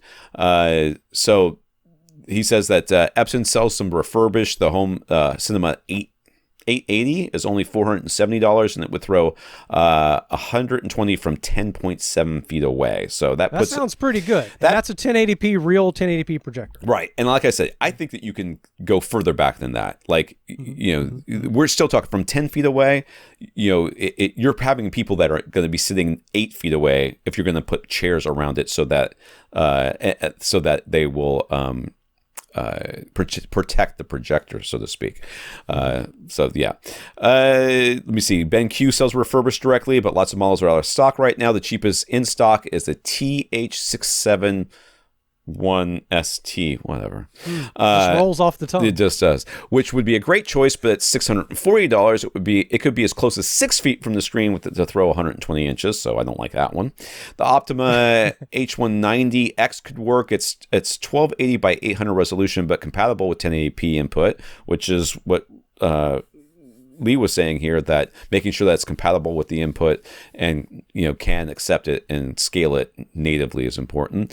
It's $450 brand new. It would throw 120 inches from 13.5 feet away, so not short throw, but again, I'm still okay with that. Right. I think there's I love that refurbished DLP suggestion. Yeah. $470. And definitely going to take the advice of the guy that's, raising three chaotic maniacs, how this needs to be arranged for children to enjoy the situation and not destroy the situation. So I think don't forget the practicality of it. You're going to want to sort of quickly set it up and break it down easy. Yeah, the thought process here, too, I think with the short throw is that he's thinking he'll be able to throw it. My guess is he's thinking he's going to be able to throw it on the ground right in front of the screen, and that's really not the case. They show that they a lot of times when you see these short throw projectors, they show them being like smack dab on the wall, or the angles at which they photograph them at. It looks like they're smack dab on the wall, but they're really not. They have to be 18 inches off the wall, sometimes even more, to get that image, and they really can't be that far below the very bottom of the screen. So now you've got a projector that needs to be 1.5 feet, 2 feet away from the front of the screen, raised up so that it's the bottom of this image is being projected from the at least the very bottom of the screen. So you got to raise it up to the bottom of the screen, however high that is, and it's way at the front of the room, far away from everything else, and nobody's protecting it. I don't love it. I don't either. I don't love it. But if that's what you want, you've got I guess, a 10-foot option here at least. I don't know that those ultra short throw ones that you can find, which are, of course, a lot more expensive unless you get the really cheap Amazon ones, which are questionable at best. I think the DLP, go ahead and get it far away from the screen. Get those shock collars. I think you're going to enjoy the situation. Don't quote me on that shock collar thing. Lee's really grabbing onto that one with both teeth. I'm sorry. The mental imagery is just fantastic. But anyway, let's move on to Matt's question. Matt asks, which Ultra HD Blu-ray player should Matt get? There you go. That's the question. He's actually been buying 4K discs for his collection, but he's only been using streaming and Plex. That's like people that buy vinyl records and then download the song. He figures it's finally time to see what those 4K discs have to offer. How about that? He's using an Epson 6050 UB projector, so Dolby Vision isn't really a concern. He also has all of his gear in an equipment rack. So, should he just get an Xbox Series X, or is there a less expensive standalone player that would work well for him? Well, the first question is, do you want to do anything else an Xbox Series X does? Because buying it just as a player for discs, that doesn't seem like the best use of it's a pretty expensive player. Right. And if you want to do other things with it, that sounds like a perfectly fine idea, despite the fact that it does have some slight inaccuracy. Yes. So it's not like a reference level player by any stretch of the imagination. No. People that do have complaints about, I don't use mine as a Blu-ray player. I have a Sony X700, I think, and that's what I use to play my discs, and it works just fine. I never have really any problems with it whatsoever. But that's not the one I would recommend to you, and I have an article about this someplace, which I will hopefully link up if I remember to do so. But the Xbox Series X, there's some minor chroma errors that people who are sensitive to such things and measure them will talk about. They're not really visible unless you have it side by side with a perfectly accurate player. There's also been some problems with some frame rate hiccups with the Xbox Series X. So if you're looking for dedicated players are just not that, they're not that plentiful, but they're also not that expensive. So the Panasonics are what we normally recommend. There's the UB820, I think it's 820, and the UB420. Now, why do we recommend the 820? Because it does Dolby Vision. Why do we recommend the 420? Because it's a lot cheaper, but it doesn't do Dolby Vision. So guess which one I'm going to recommend to you. So the cheaper one. The 420 is $250. It also has the Panasonic's HDR optimizer, which you can sort of help dial in your HDR performance there. It's a pretty easy sell. $250 is not that bad. You might be able to find it on sale some places if you wait around for it, but a dedicated player for Ultra HD Blu-rays, unfortunately, it's unless you have for me, if given the option, like I had the Xbox Series X and I bought the player afterwards. Now, I bought it because I wanted to have, I wanted to actually have experience with it so I could talk about it on the podcast. So that was my rationale. But once I got it, I never played another disc on the Xbox Series X that I can think of. I think maybe once, but I can't remember which direction I went. I know one time I had a problem with like a DVD or something, and it was skipping or something on one, and then I switched it to the other one and it didn't skip. I don't remember which direction that went, but that's the only time I've ever really had a problem. But I haven't used my Xbox Series X, mostly because I don't trust the audio. Even though they do Blu-ray audio and Atmos and stuff from discs just fine, I just don't trust Microsoft because they screw everything up. So yeah, that's true. They do their own strange thing. Any reason to look for a player with rack ears? No. Or should he just add a shelf to his equipment rack? He's seen a couple of players with rack ears, but they're crazy expensive. So yeah, it's a whole different world. Yeah, it is. So you have everything in another room, right? Is that right? So equipment rack. All of his gear is in the equipment rack. Mm-hmm. I mean, these players aren't that big. I think that's I would think it would look funny on rack ears. I'd just get a shelf myself. I would go the cheap way. I don't see any reason why I would ever buy rack ears for my Ultra HD Blu-ray player, unless aesthetically it mattered to you. Because performance-wise, it's certainly not going to make a difference. So whatever's cheapest, that's what I would go with. If you care aesthetically enough to pay the extra money for it, I mean, I'm not going to fault you for it. I just don't think you spent your money wisely. Right. It's not going to make enough of a difference. It's not going to make any difference. It's just going to look nicer, I guess. That's all, yeah. I mean, if you have a rack that's visible to everyone and you have some sort of crazy, lovely RGB lighting on it that does rainbow colors, and that, okay, fine. You want everything to match just right. But nah, just slap it on the shelf. I would just put it on the shelf. Absolutely. Moving on to Karl. Karl has questions. Karl has lots of opinions. Karl and Rob already had a long back and forth via email on this subject, but now maybe Tom and I should weigh in. We'll see. We might just read the question and then move on. Thanks to certain individuals who are over the moon about their Lumagen or Mad VR video processors, Karl's had a tough time getting it out of his head that he should maybe get one. He was impressed by a demo on YouTube where a Mad VR NV processor was being used to auto-detect any black bars and then instantly scale the image to always fill as much of the screen as possible. But of course, that demonstration was with a 2.35 to 1 aspect ratio screen. And when the aspect ratio changed in a movie like The Dark Knight or Interstellar, the 16:9 IMAX portions were smaller than the 2.35 to 1 portions, which is backwards of how it's supposed to work. However, the point of the demo was to show how the Mad VR NV could automatically adjust so that you would never miss any of the image. No light spill above or below the screen, none of the image getting cropped off. But Karl is set on getting a 150-inch 16:9 screen with no masking. Good. He's decided to spend the extra money to get a JVC NZ8 projector, or NZ8, as Rob might say.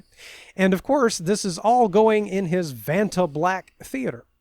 Karl's wife, E, was also impressed with how a Lumagen or Mad VR could move any subtitles to make sure they were never cropped off at the bottom of the image. But again, the demos were always with a 2.35 to 1 screen. So in addition to what Rob has already said about it, can we talk him out of needing to pay thousands of dollars for a Lumagen or Mad VR Envy? Look, my first reaction is I kind of just secretly, I kind of want to encourage Karl to buy all this stuff just to see what happens to him, to see if we can drive him mad and send him down every rabbit hole. But he's already mad. He wanted to buy Vanta Black paint for his theater, which would have been a nightmare. But I mean, I get it. Like, that's really neato. But yeah, I don't know. I'm going to take a wild guess that both of us agree that this is getting on toward insanity. And why scale things all over the place? Because scaling always involves some loss. Yeah. So, and if you're scaling things all over the place, it just why are people so obsessed with they want that 2.35 to 1 screen? They want that thing that happens in the theater where the curtains open and the screen gets bigger for the movie. That's what people want, right? Is that what we're well, yeah. Okay. So the problem here with this technology of which Karl is interested is it solves a problem that he doesn't have. Right. So the problem that is being solved is that when you are watching a 2.35 to 1 movie on your 2.35 to 1 screen, which, by the way, is in no way a standardized film aspect ratio. There's plenty of 2.4 movies. There's plenty of movies that take advantage of, 2 to 1. There's other aspect ratios that are available there. So your 2.35 to 1 will not fit every movie without any black bars anywhere. Most movies will have some sort of black bar somewhere in their 2.35 to 1 screen, which, by the way, Karl is not going to have. So the problem that's being experienced with the 2.35 to 1 movie screen owners is that they're trying to fill that 2.35 to 1 image onto their screen, but then the black bars overshoot top and bottom, and a lot of times those black bars contain the subtitles. These are not problems that you have with a 16:9 screen because the 16:9, the 2.35 to 1 image is going to go side to side. The black bars will go top and bottom. There will be no overshoot, and your subtitles will be visible. So all the stuff that the Lumagen is trying to do, all the scaling, all those things, it will literally do none of it on your screen. So what will it do? I don't know. I mean, I don't know. It will. It's so unnecessary. It might have some HDR benefits. I don't know. I don't think that it would be. It's certainly not worth spending thousands of dollars on to have a piece of equipment that you literally do not need, except that you might get some small benefits in the HDR department. But I don't see any reason why you need this thing, because it doesn't solve your problem, because you don't have that problem. There is no world in which you blow up a 2.35 to 1 so that the top and bottom hit the top and bottom of your screen, because then it would overshoot on the sides. That's right. So now it would have to scale it down to fit back on your screen, which means that it would put black bars above and below, and you just basically scaled it for no reason. It's very silly. The less you do to an image, the better. So there's no point in this. As much as I'd love to needle Karl and see if I could get him to buy more stuff. I can understand why he's curious. But to Karl's wife, she's like, "Oh, I don't want to miss any subtitles." Right. You're not gonna. They're gonna be there in the black bar that is supposed to be on your screen anyways. Right. You're not getting a 2.35 to 1 screen. I mean, I have said this many times, and I'll continue to say it. There is more than ever no reason to have a 2.35 to 1 screen or any aspect ratio that's not 16 by 9, because it is the standardized format for TV, so that all of those and streaming shows, all of those shows are shot in that aspect ratio. That is done. That is a done deal. And then the movies that are not shot in that aspect ratio can be shot in multiple aspect ratios now, because they know that you've got a 16 by 9 screen at home. So they're like, okay, we'll just flip it around every once in a while. Nolan was doing it for a while. And now you need a solution for that problem because of your 2.35 to 1 screen or your 2.4 to 1 screen. No, you created the problem. And now you created the problem by buying an extra expensive screen, which you now have to buy thousands and thousands of dollars worth of equipment to fix the problem that you bought, that you created by having the stupid screen aspect. 16 by 9, never scale anything. You're done. Yes, and his screen is going to be so big in a room so black. Yeah, it's not gonna... You would never notice the aspect ratio changes. You're going to be sitting in outer space. If you really want to spend this money, motorized masking, my man. That's where that's how you spend this money. Yeah. Bring it down from the top and bottom if you must. That would motorized be kind of masking is how you spend this money. But then you might need the Lumagen, because once you mask the 2.35 to 1 stuff on your 16 by 9 screen, it will be shooting the the subtitles on the bottom bar. Okay. Film people hate me because I prefer dubbed stuff, just even if it's a bad dub in English, because I cannot concentrate on the facial expressions and the cinematography if I'm reading. Yes. I can't do it. I'm sorry you're supposed to want the subtitles because of the purity of the original, blah, blah, blah. I usually watch the subtitled stuff, but occasionally if I'm like not feeling it, or I'm just I'm sometimes I'm lying down or I'm reclined in such a way that I don't really want to sit there and have to look at the words. I'll start the show or the movie. I'll put on the dub version with the subtitles on, and I'll compare them. Okay. And if they're close, and a lot of times they're word for word. And if they're close, I'm like, good enough. I'll just do the dub version. Yeah. The problem I have with the dub version is that you're not getting the audible reactions and the inflection of the voice of the original actor. I get it. It's a trade-off. For me, but I understand reading and watching are two different mental activities in my brain, and I can't multitask and do them both well. I can read very well if you need me to read a lot and the type of reading I'm doing, depending on what I'm reading and all that, but I don't watch and perceive what I'm seeing and hearing the same way I do when I read. So I can't stand subtitles. I much prefer, even a kind of a lousy dub is better for me personally, but that's just another side note, getting off topic. Karl has another question here. There's sort of a part B. Kaleidoscape is tempting, he says. Why? But do we really think it's a safe bet to purchase a sizable Kaleidoscape library? No. Are they in it for the long haul? Maybe, because there'll always be people that will want to buy something like that. Karl is thinking a company like Apple or Amazon could easily buy them or crush them anytime they want. Yeah, I mean, Elon Musk might buy it. Apple lossless movies seems like easy marketing to go beside Apple lossless music, for example. So do we foresee Kaleidoscape having enough leverage to even have a spot at the negotiating table in the near future? No. Or will their system of downloads onto spinning hard drives end up leaving customers in the lurch? I would worry that that is so. I don't know. If I'm going to collect movies and pay to have movies watchable for me, I'd rather have a disc and get up and take my lazy butt to the player and put the disc in and hit play. Me. That's just me. Kaleidoscape's been around for a long time. Okay, yeah. I remember when Kaleidoscape, their career, their introduction into this industry is post me getting into this industry professionally. Yeah. So they have been around for between 10 and 15 years. They used to be a changer of discs, right? Like a big jukebox of discs. Yeah. They had also, you could stream them, but you had to have the disc in the changer before you could stream it, is the way that they initially did. And so they've gone through a lot of stuff. Do I think they're going away anytime soon?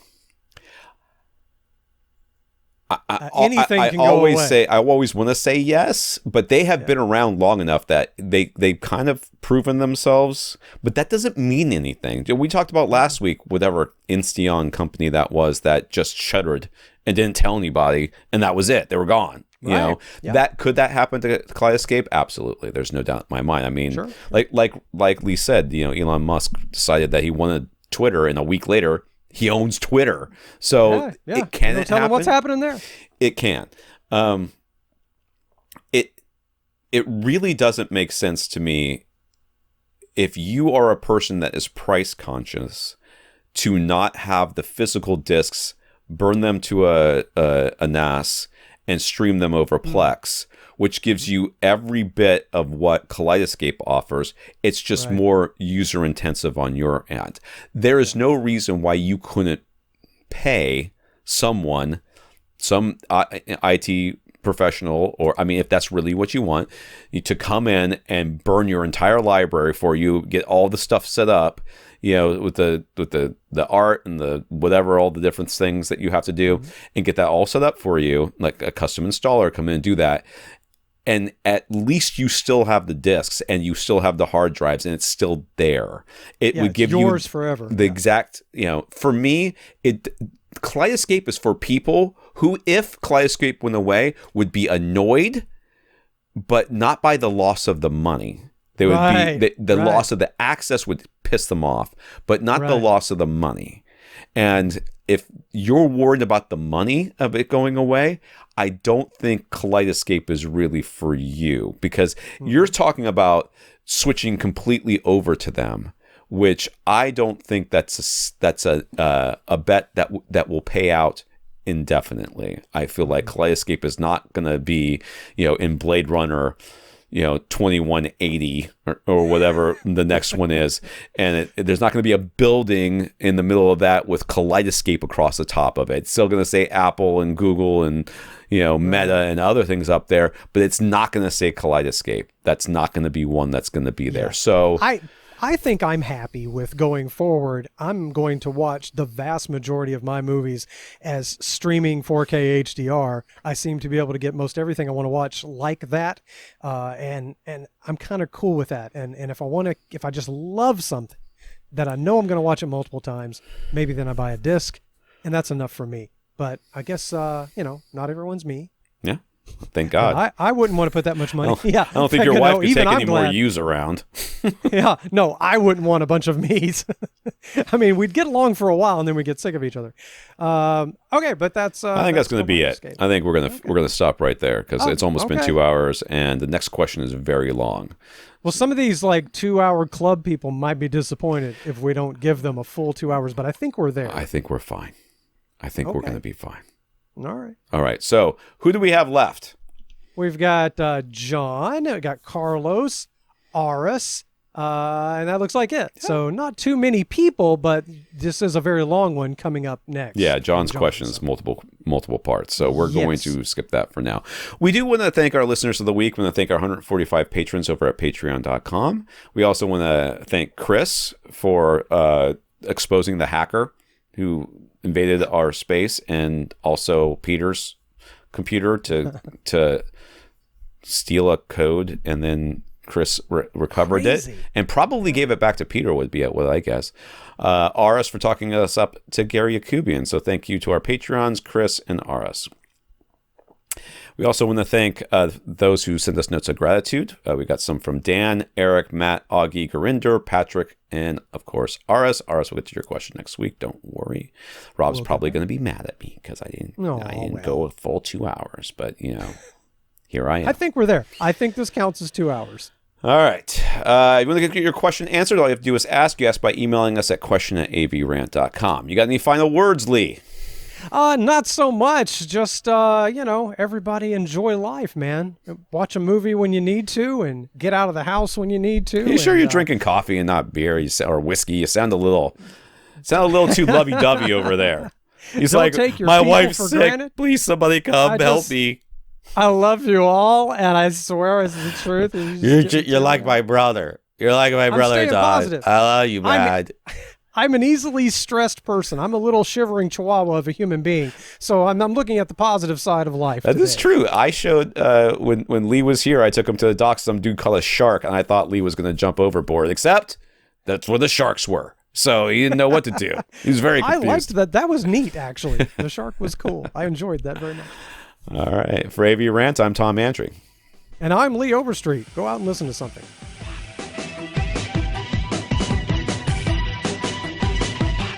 Want your question answered? Send it to question@avrant.com.